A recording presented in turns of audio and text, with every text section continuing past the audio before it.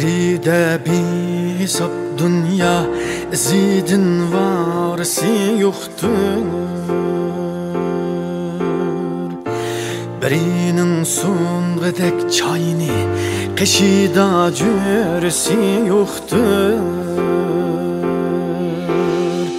Birinin uykusu gelmez, sarayı salkın, töşek yumuşak. Biri süt uykuda esner, tegide bu risi yoktur. Biri hal eytudu yazının, tonurdek teptidin kakşap. Biri titreydu cüt pesli, bölek bir nalesi yoktur.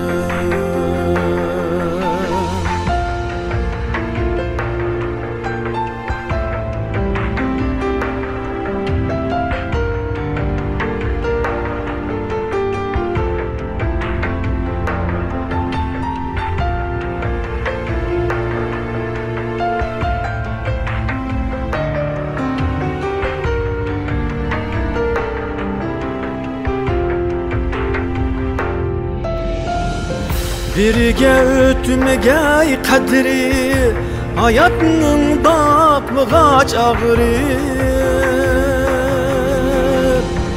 Birinin armini saklayıp şipaga doğrusu yoktur.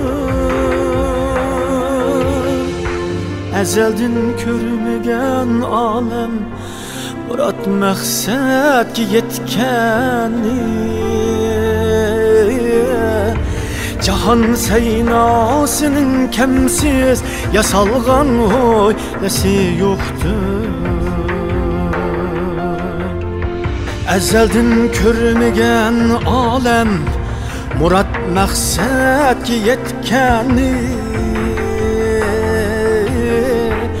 Cahan seynasının kemsiz yasalgan hoylesi yoktur.